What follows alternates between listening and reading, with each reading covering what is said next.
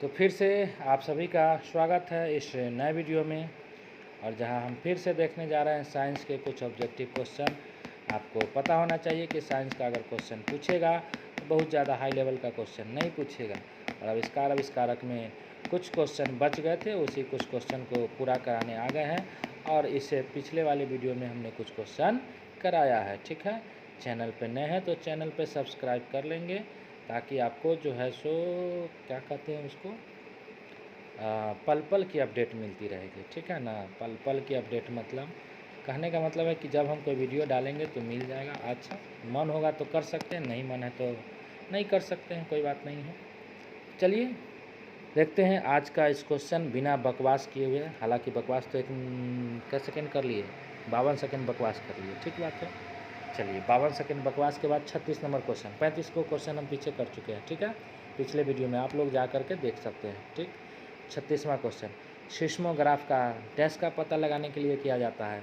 अंधा भी बता देगा। सिस्मोग्राफ भूकंप का पता लगाने के लिए किया जाता है। किसका प्रयोग? सिस्मोग्राफ का प्रयोग भूकंप का पता लगाने के लिए किया जाता है।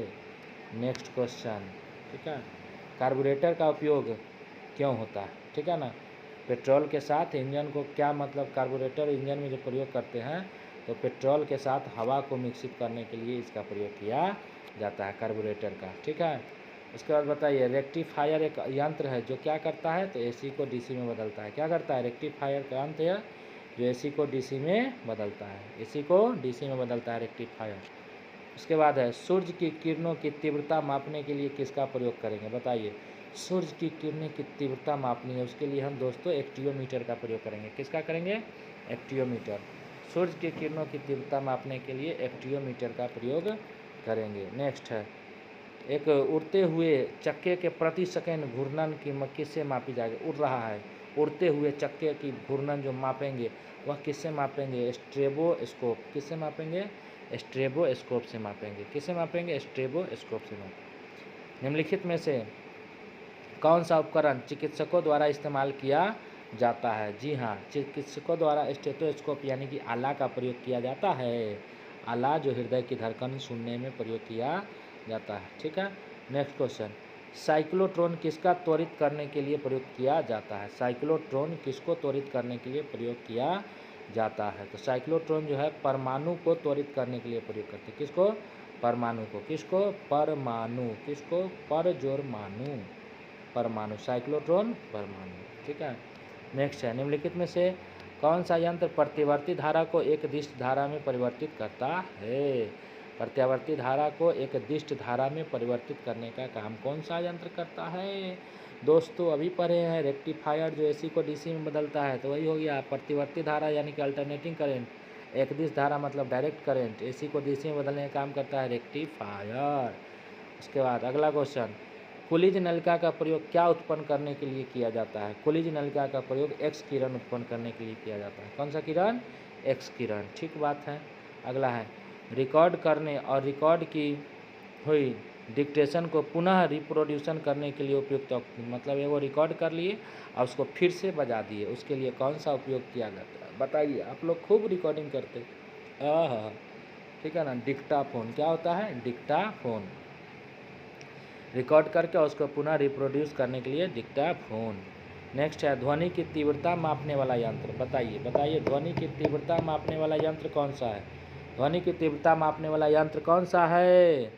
ऑडियोमीटर। कौन सा है? ऑडियोमीटर। ध्वनि की तीव्रता मापने वाला यंत्र ऑडियोमीटर। अगला है, फेदोमीटर से क्या मापी जाती है? समुद्र की गहराई। क्या मापी जाती है? समुद्र की गहराई। अगला है, इलेक्ट्रॉनिक कंप्यूटर का आविष्कार किसने किया था? इलेक्ट्रॉनिक कंप्यूटर का आविष्कार किया था, किसने किया था? बताइए दोस्तों, डॉक्टर एलन एम ट्यूरिंग। किसने किया था? Doctor Alan M Turing. किसने किया था? Doctor Alan M Turing. अगला है, व्हीटस्टोन ब्रिज से क्या मापा जाता है? पहले बता दिए थे, व्हीटस्टोन ब्रिज से प्रतिरोध मापा जाता है। व्हीटस्टोन ब्रिज से क्या मापा जाता है? प्रतिरोध। क्या मापा जाता है? प्रतिरोध। नेक्स्ट अगला सवाल आपके स्क्रीन पे ये रहा, अति लघु समय अंतराल को सही सही मापने के लिए कौन सा घड़ी का प्रयोग किया? एकदम छोटा सा समय अंतराल को मापने के लिए कौन से? तो परमाणु घड़िया का प्रयोग किया जाता है। किसका? परमाणु घड़िया का। ये रहा फिर से धकाधक सवाल। एक प्रकाश वर्ष कितना के बराबर होता है? बच्चे मन के सच्चे, बताइए एक प्रकाश वर्ष कितना के बराबर होता है? आपको बताए थे 9.46 गुने 10 के पावर 12 किलोमीटर। एक नैनोमीटर कितना के बराबर होता है? 10 के पावर -9 होता है। चलिए कोई बात नहीं, अच्छा याद कीजिए, याद कीजिए। अगला है 1 किलो कैलोरी, 53 नंबर सवाल। 1 किलो कैलोरी में कितना जूल होता है बउआ?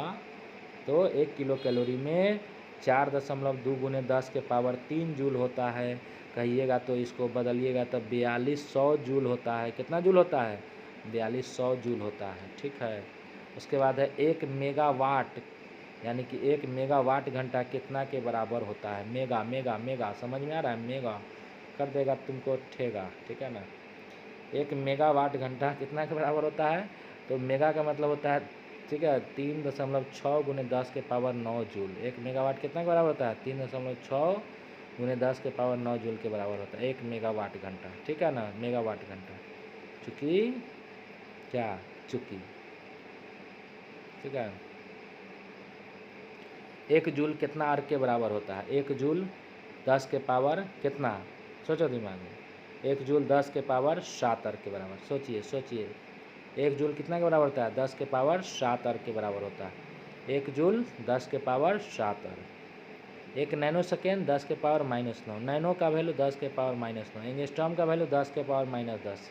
एंगस्ट्रॉम का वैल्यू 10 के पावर -10, ठीक है।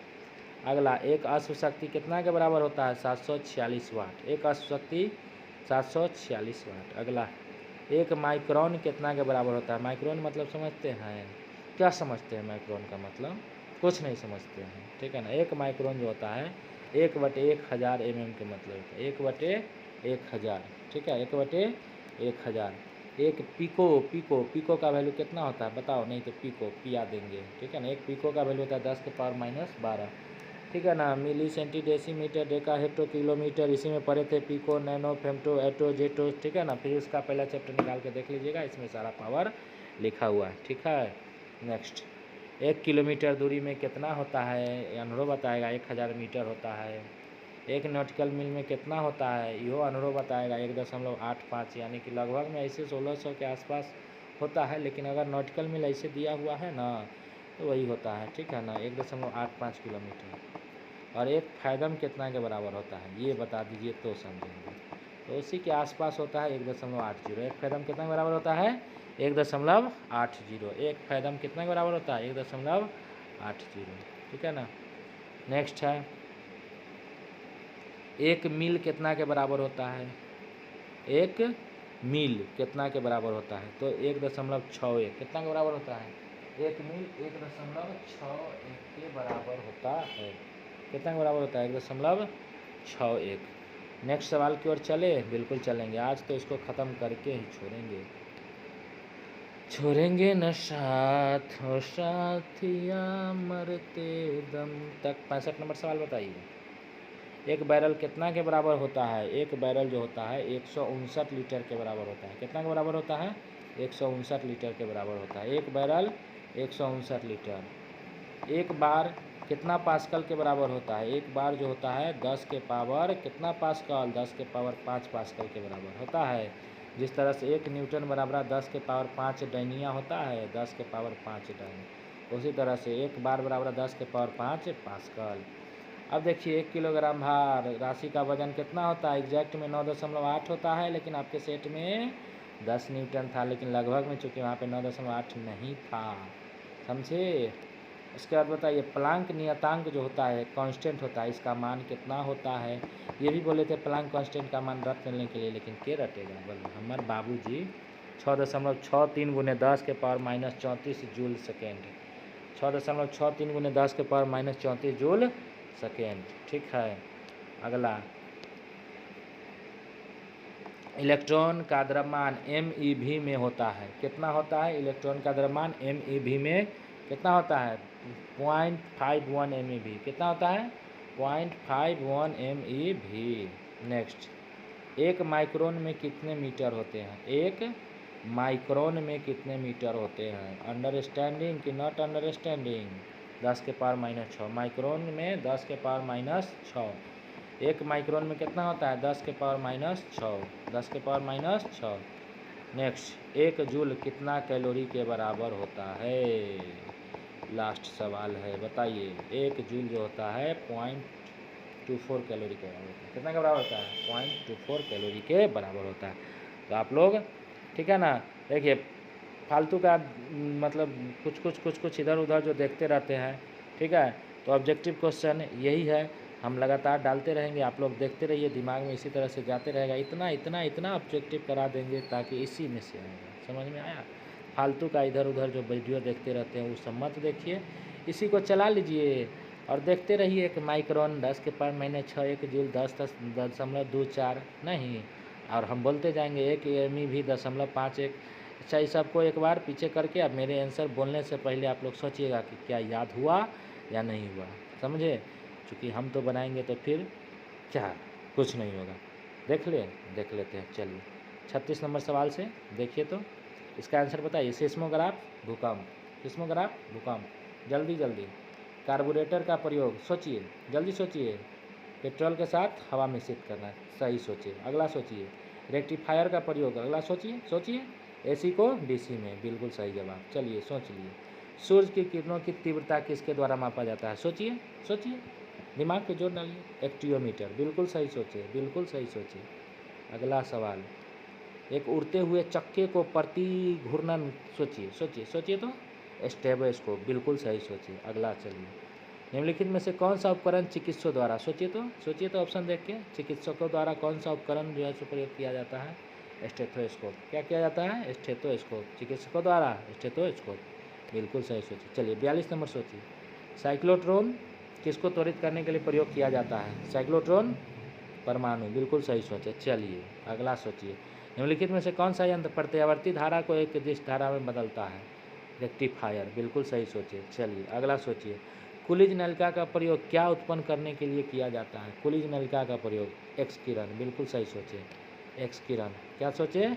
एक्स किरण। चलिए, रिकॉर्ड करने और रिकॉर्ड की हुई डिक्टेशन को पुनः रिप्रोड्यूस करने के लिए प्रयुक्त उपकरण को क्या कहा जाता है? क्या कहा जाता है? डिक्टाफोन। क्या कहा जाता है? डिक्टाफोन। नेक्स्ट, ध्वनि की तीव्रता मापने वाला यंत्र कौन सा है? देखिए तो, ध्वनि की तीव्रता ऑडियोमीटर, ऑडियो से ध्वनि होता है, ध्वनि की तीव्रता ऑडियोमीटर। चलिए, फैदोमीटर, समुद्र की गहराई, सही सोचे। इलेक्ट्रॉनिक कंप्यूटर का आविष्कार किसने किया था? अगला सोचिए तो, इलेक्ट्रॉनिक कंप्यूटर का आविष्कार किया था डॉक्टर अलान एम ट्यूरिंग। किसने किया था? Doctor Alan M Turing. Next, Wheatstone bridge का प्रयोग कथी मापने के लिए? सोचिए, क्या सोचे? प्रतिरोध, बिल्कुल सही सोचिए। आप लोग गलत सोच ही नहीं सकते हैं, नेक्स्ट, अति लघु समय अंतराल को सही मापने के लिए, अति लघु समय अंतराल को सही मापने के लिए किसका प्रयोग किया जाता है? तो कौन सी घड़ी? परमाणु घड़ी। कौन सी घड़ी? परमाणु घड़ी। चलिए बिल्कुल सही सोचिए। अगला है, एक प्रकाश वर्ष कितना के बराबर होता है? 9.46 गुने 10 के पावर माइनस 12, ठीक है।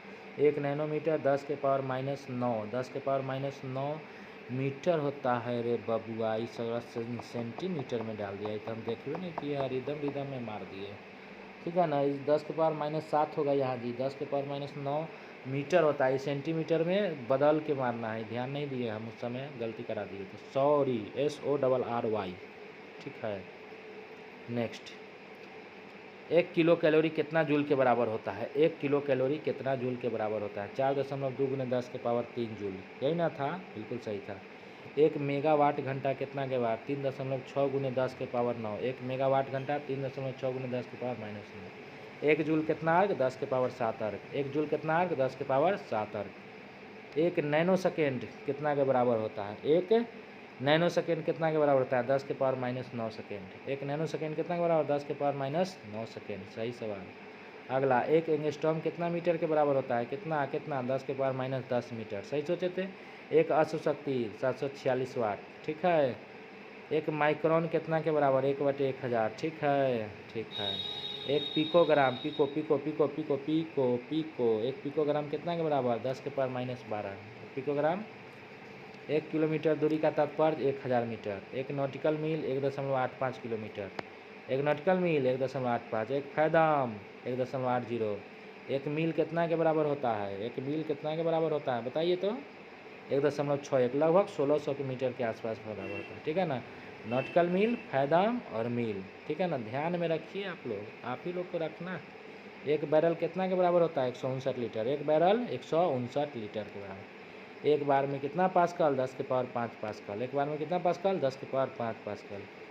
एक किलोग्राम में कितना न्यूटन? 10 के पावर 8 न्यूटन। एक किलोग्राम में कितना? 10 के पावर 8। प्लांक नियतांक का मान 6.63 × 10 के पावर -34 जूल सेकेंड। प्लांक नियतांक का मान 6.63 × 10 के पावर -34 जूल सेकेंड। इलेक्ट्रॉन का द्रव्यमान कितना होता है? इलेक्ट्रॉन का द्रव्यमान 0.51 MeV। कितना होता है? 0.51 MeV, ठीक है। अगला है, एक माइक्रोन कितने के बराबर होता है? एक माइक्रोन कितने के बराबर होता है? 10 के पावर -6। कितना के बराबर? 10 के पावर -6। एक जूल कितना कैलोरी होता है? 0.24। एक जूल कितना के बराबर होता है? 0.24 कैलोरी। इस तरह से उम्मीद करते हैं कि आप लोगों को याद हो गया होगा, ठीक है। नहीं याद हुआ है फिर से एक बार पीछे से दोहरा लीजिए, याद हो जाएगा। देखिए ऑब्जेक्टिव क्वेश्चन है, एक बार देखे रहिएगा, दिमाग में आराम से आएगा, ऑप्शन से टिक कर लीजिएगा। इसी तरह से देखते रहिए, हम भी लाते रहेंगे छोटा छोटा इसी तरह से पार्ट में कुछ कुछ, ठीक है। मिलते हैं फिर से राष्ट्रीय आंदोलन के क्वेश्चन को लेकर के, भारतीय राष्ट्रीय आंदोलन के क्वेश्चन के साथ, ठीक है। तब तक के लिए अलविदा, बाबा टाटा, सी यू, फिर मिलेंगे।